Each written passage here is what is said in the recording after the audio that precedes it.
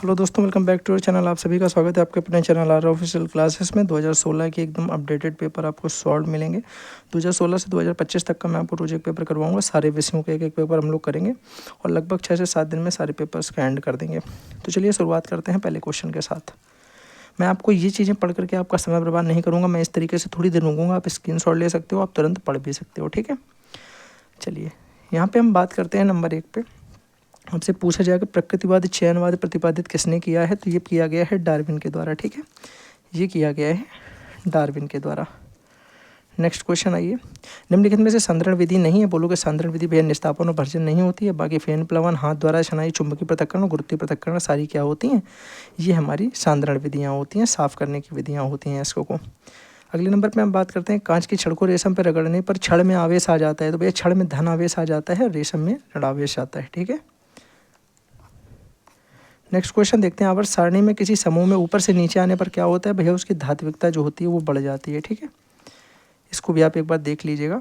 ऊपर से नीचे आने पर धात्विकता जो है वो बढ़ जाती है। क्या क्या घटता है, गलनांक घटता है, ऊर्जा घटती है, विद्युत ऋणात्मकता घटती है, विद्युत धनात्मकता बढ़ जाती है, ठीक है। चलिए नेक्स्ट भैया बात करते हैं। रुधिर का थक्का बनाने वाली रुधिर कणिका क्या होती है, प्लेटलेट्स कहलाती है। कैसे फाइब्रिनोजन बनता है, कैसे क्या बनता है, मैंने आपको पूरा एक बार डिटेल में ये चीज़ें पढ़ा रखी हैं, ठीक है।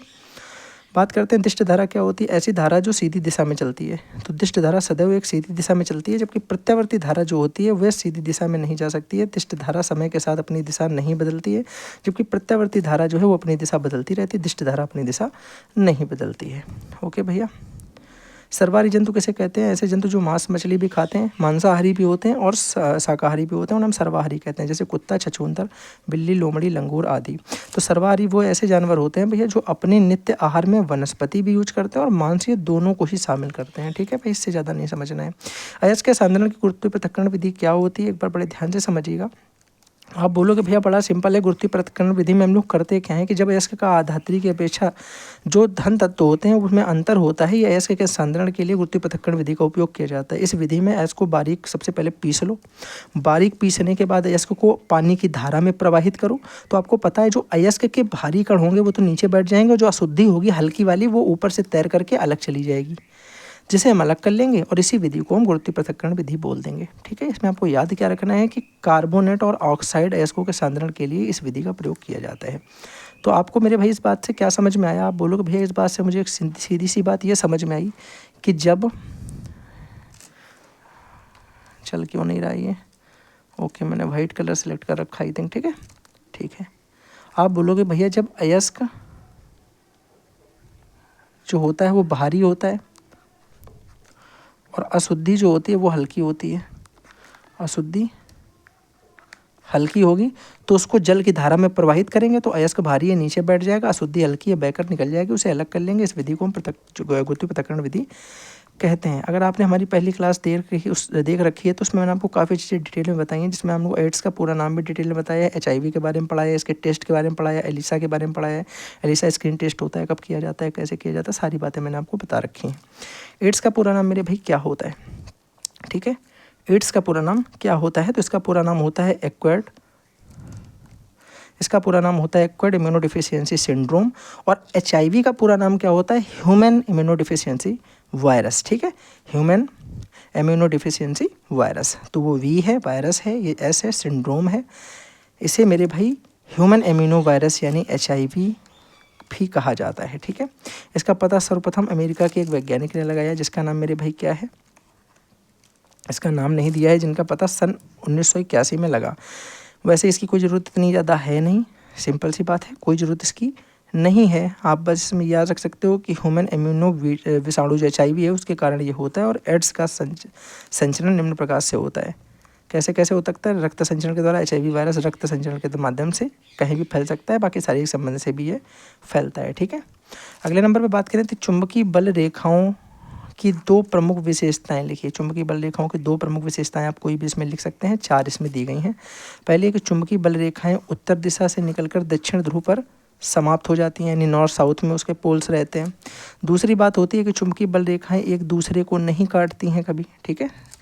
तीसरी बात है कि चुंबकीय क्षेत्र दिशा की परिमाण और निर्दिष्ट किया, परिमाण द्वारा निर्दिष्ट किया जाता है। तो जो चुंबकीय क्षेत्र है उसकी दिशा और परिणाम जो है दिशा के द्वारा और परिणाम के द्वारा उसे निर्दिष्ट किया जाता है। चुंबकीय बल रेखाओं की अगर हम बात करते हैं तो केंद्र रेखा पर सीधी रेखा में गुजरती हैं, सीधी रेखा पे गुजरती हैं, इसी वजह से एक दूसरे को ये काटती भी नहीं है। तो आप दो याद रख सकते हो कि भैया उत्तर दिशा से शुरुआत होकर रेखाएं दक्षिण दिशा में समाप्त होती हैं और दूसरा चुंबकीय बल रेखाएं एक दूसरे को नहीं काटती हैं। बस 1 एम्पियर से आपका क्या मतलब है? आप बोलोगे भैया 1 एम्पियर का मतलब होता है धारा का फॉर्मूला, यानी ये होती धारा, ठीक है, आई। तो इसका मात्रक आपसे पूछा जाता है तो एम्पियर होता है। यहीं क्यू आवेश होता है, आवेश का मात्रक आपसे पूछा जाए तो कूलाम्ब होता है। यहीं मेरे भाई किसकी बात की जाए, यहीं आपसे टी की बात की जाए तो ये समय होता है, यानी इसका मात्रक सेकेंड होता है, ठीक है। तो ये 3 याद रखिएगा, आई का एम्पियर, आवेश का कूलाम्ब, ये 2 भी पूछे जा सकते हैं, इसमें ये पूछा गया है, ये पूछा जा सकता है।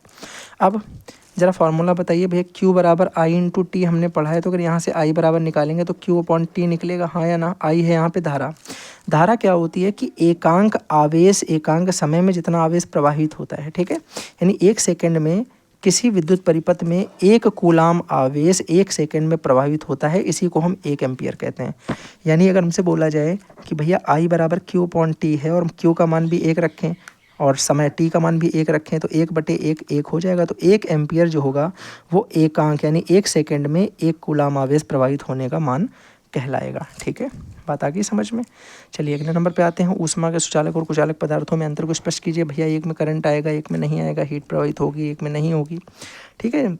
तो ऊष्मा का संचरण होगा, ऊष्मा का संचरण सुगमता से नहीं होगा, पहली चीज़।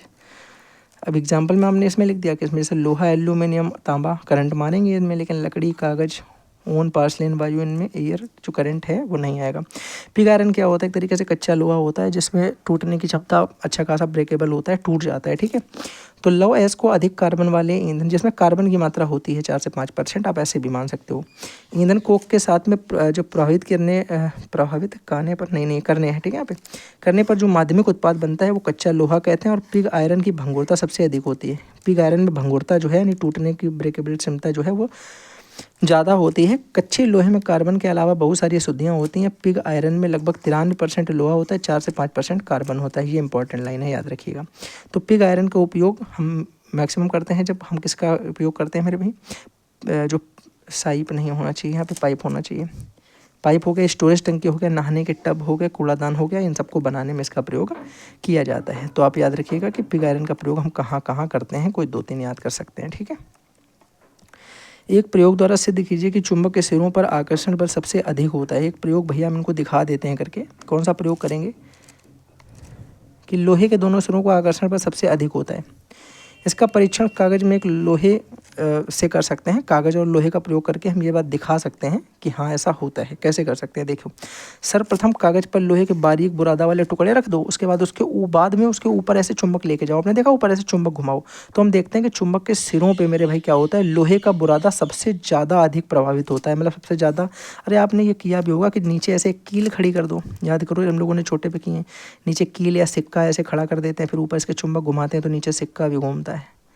तो उनके जो कॉर्नर्स होते हैं उन पे पोल्स पे ज़्यादा प्रभावित करने की क्षमता होती है, पावर ज़्यादा होता है, चुंबकीय बल ज़्यादा होता है, ठीक है। चलिए बात करते हैं अगले प्रश्न की। अगला प्रश्न आपसे क्या बोला गया है, अगला प्रश्न आपको दिया गया कि खाद्य श्रृंखला को संक्षेप में बताइए। खाद्य श्रृंखला एक ऐसी श्रृंखला होती है जो भक्ष्यों से मतलब किस तरीके से एक शीर्ष से लेके भक्ष्यों के अंत पे समाप्त होती है। मतलब क्या हुआ, मतलब ये हुआ कि भैया किस तरीके से कौन जानवर किसको अपना आहार बना रहा है, ये जो श्रृंखला होती है यही हमारी क्या होती है, खाद्य श्रृंखला होती है।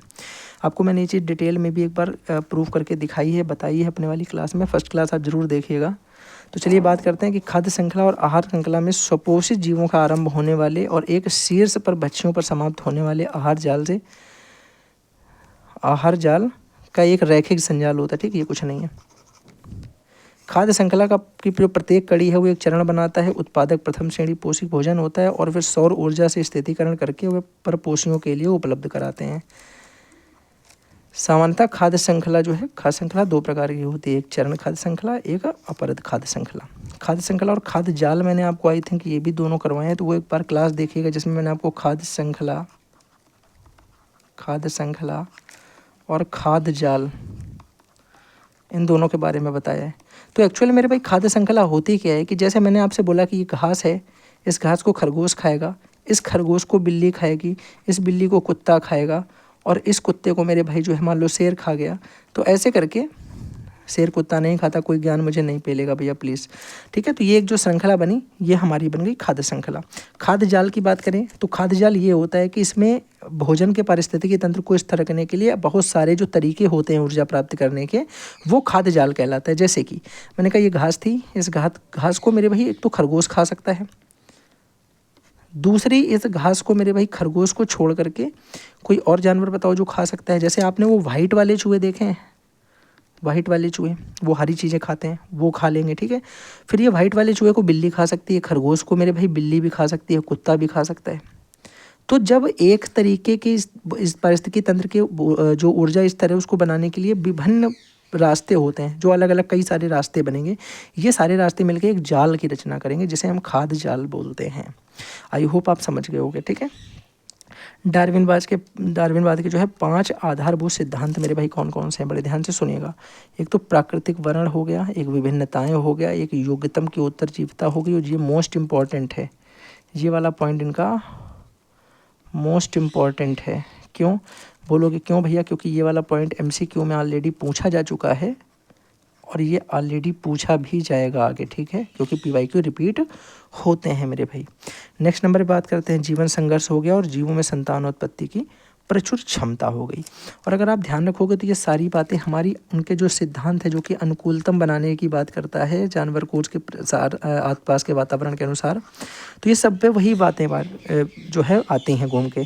जैसे प्राकृतिक का वर्णन करना, प्रकृति किस तरीके की है उसका वर्णन करना, खुद को उसके योग्य बनाना, विभिन्नताओं में अपने आप को योग्य बनाना, योग्यतम से उत्तरजीविता, खुद को योग्य बनाना, जीवन संघर्ष करके खुद को उस योग्य बनाना ताकि आप उसके अकॉर्डिंग अपने आप को एडजस्ट कर पाएँ। और जीवों में संतानोत्पत्ति की प्रचुर क्षमता भी तभी होगी जब आप सबके हिसाब से अपने आप को योग्य करेंगे, तभी आप अत्यधिक संतानोत्पत्ति के लिए आगे मूव ऑन कर पाएंगे। चलिए नेक्स्ट नंबर पे जल्दी से बात करते हैं अगले क्वेश्चन की तरफ। प्राकृतिक वर्ण क्या है? जीवित रहने के लिए जीवों के संघर्ष होता है जिनके जीवन में प्राकृतिक वातावरण के अनुकूल होते हैं। बस वही अनुकूल ही उन्होंने कुल मिला के अनुकूलतम बनाने के लिए योग्यतम के उत्तर जीविता जो होती है उसी को हम लोग बोलते हैं, ठीक है।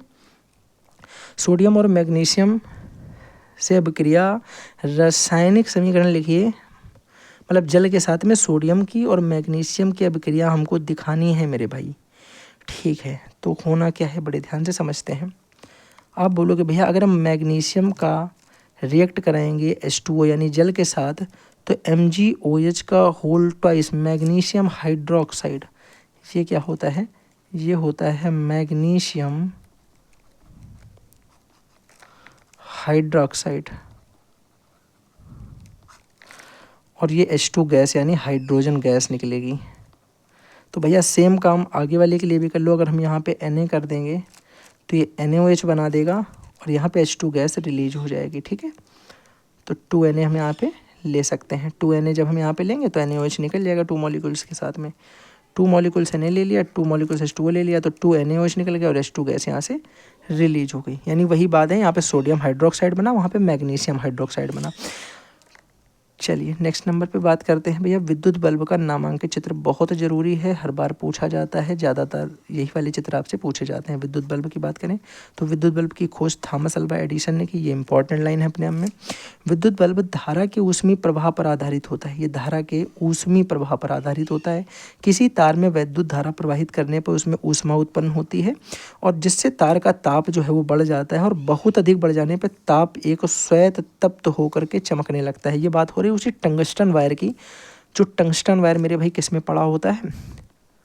जो टंगस्टन वायर पड़ा होता है मेरे भाई बल्ब के अंदर, और उसमें निर्वात होता है गैस ऐसी होती हैं जो क्या करती हैं, उसे फूकने से बचती हैं। यानी वायु के संपर्क में आएगा तो तुरंत ही बल्ब का टंगस्टन वायर खत्म हो जाएगा, जल जाएगा, तो उसको क्या रखा जाता है? निर्वात रखा जाता है अंदर। तो अर्थात ये प्रकाश को क्या करती हैं? उत्पन्न करती हैं। कांच का एक खोखला गोला होता है, मतलब कांच के खोखले गोले में ही तो ये तंतु लगा होता है। अब बड़े ध्यान से देखिए, नामांकित चित्र तो आप अगर नहीं भी याद करोगे तो आप बना लोगे। ये जो लगा हुआ है ये टंगस्टन वायर का तंतु लगा हुआ है, मतलब जैसे टंगस्टन वायर का तंतु बोलेंगे। कांच का एक खोखला गोला है, उसके अंदर निर्वात है, ठीक है। और ये यहाँ से वायर लगे हैं जिनसे हम फेस और अर्थ को देंगे। बाकी यहाँ पे आपको पता ही कि एल्यूमिनियम लगी होती है, यहाँ पे जस्ते के 2 वो लगे होते हैं, बाकी ये काले कलर का एक लाख लगी होती है यहाँ पे। तो बल्ब तो सबने देखा है मेरे भैया, आई थिंक कोई ऐसा नहीं होगा जिसने नहीं देखा है, सबने देख रखा है ना भैया। हाँ, सबने देख रखा है। अब सबको ये भी पता होता है कि भैया ये वाला जो हिस्सा होता है ये होल्डर में बाहर वाले को सपोर्ट लेता है। ये जो होता है पिन, ये पिन उसमें होल्डर में कट में फंस जाता है, ठीक है। ये पूरा एल्युमिनियम का होता है, ये पूरा ब्लैक रंग का होता है, इसमें 2 ये वाइट रंग के जो चमकते रहते हैं जस्ते के। तो मेरे भैया जस्ते के जो टाँके जैसे होते हैं 2, ये जो चमकते रहते हैं, यही अंदर बल्ब में जो ऐसे होल्डर के अंदर ये 2 कट निकले रहते हैं, इनमें टच होते हैं, तो इनसे अर्थ और फेस इसमें जाता है और इसके अंदर हमारा क्या होता है, इलेक्ट्रिसिटी का प्रवाह होता है। तो ये बात सबको पता है, ठीक है। चलिए इसी के साथ में थैंक्स फॉर वॉचिंग, फिर मिलते हैं अगले किसी नए सेशन के साथ में। आपके पूरे के पूरे मैंने 18 क्वेश्चन करवा दिए हैं, बेस्ट तरीके से मेरे भाई करवा दिए हैं। सारे क्वेश्चन आंसर मैं ऐसे जल्दी जल्दी आपको करवाऊँगा, जल्दी जल्दी समझाऊँगा, बिना टाइम गवाए आप आराम से वीडियो को देख सकते हैं। वीडियो को शेयर जरूर करिएगा दोस्तों के साथ में, लाइक करिए, सब्सक्राइब करिए, hit the bell icon for my new update and thanks for watching.